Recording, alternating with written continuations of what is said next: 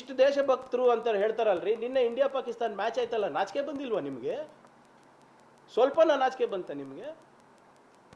ಅದ್ರ ಮೇಲೆ ಬಿಜೆಪಿ ನಾಯಕರು ಹೇಳೋದು ಇಲ್ಲ, ಇದು ಅಂತಾರಾಷ್ಟ್ರೀಯ ಮಟ್ಟದ್ದು, ಅವ್ರ ಜೊತೆ ಆಟ ಆಡಿಲ್ಲ ಅಂದ್ರೆ ಪಾಯಿಂಟ್ಸ್ ಹೋಗುತ್ತೆ ಅಂತೆ. ಪಾಯಿಂಟ್ಸ್ ಹೋದ್ರೆ ಏನಾಯ್ತು ರೀ? ಬಿಡ್ರಿ ಏಷ್ಯಾ ಕಪ್ ಆಡೋದು.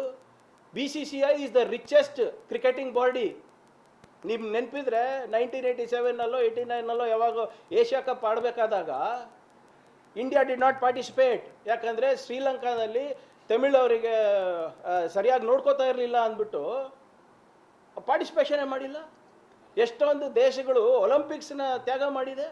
ಇಲ್ಲಪ್ಪ ನಮ್ಗೆ ಬೇಡ, ಇಲ್ಲಿ ಹೋದರೆ ಸರಿ ಮೆಸೇಜ್ ಹೋಗಲ್ಲ ಅಂತ ನಮ್ಮ ಪ್ರಿನ್ಸಿಪಲ್ಸ್ ನಮಗೆ ಮುಖ್ಯ ಅಂದ್ಬಿಟ್ಟು, ನಮ್ಮ ಸಿದ್ಧಾಂತ ನಮ್ಗೆ ಮುಖ್ಯ ಅಂದ್ಬಿಟ್ಟು. ನಿಮ್ದೇನ್ರಿ ಸಿದ್ಧಾಂತ? ಮಾರಾಟಕ್ಕೆ ಇಟ್ಟಿದ್ದೀರಾ? ಏನು ಯಾರೋ ಸ್ಪಾನ್ಸರ್ಶಿಪ್ ಕೊಡ್ತಾರೆ, ಯಾರೋ TRP ಕೊಡ್ತಾರೆ ಅಂದ್ಬಿಟ್ಟು ನೀವು ಹೋಗಿ, ಅಥವಾ ನಿಮಗೆ ಹೇಳೋ ಧೈರ್ಯ ಇಲ್ವಾ ಹೋಮ್ ಮಿನಿಸ್ಟರಿಗೆ?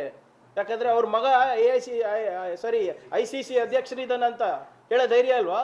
BCCI ನಡೆಸ್ತಾ ಇರೋದು ಇವತ್ತು BJP ನಾಯಕರು, ಹೇಳೋ ಧೈರ್ಯ ಇಲ್ವಾ? ಇಷ್ಟೇನಾ ಇವ್ರ ದೇಶಭಕ್ತಿ? ಅವರೇ ಹೇಳಿದ್ರಲ್ಲ, ಖೂನ್ और पानी एक ही तरफ नहीं बह सकते ಅಂದ್ಬಿಟ್ಟು ಏನಾಯ್ತು? ಪ್ರಧಾನಮಂತ್ರಿ ಅವರು ಸುಮ್ಮನೆ ಇದ್ದಾರೆ, ಹೋಮ್ ಮಿನಿಸ್ಟರ್ ಸುಮ್ಮನೆ ಇದ್ದಾರೆ. ಏನು BCCI is bigger Dhan government? ಉತ್ತರ ಕರ್ನಾಟಕ ನ್ಯೂಸ್, ಇದು ಕನ್ನಡದ ಉಸಿರು.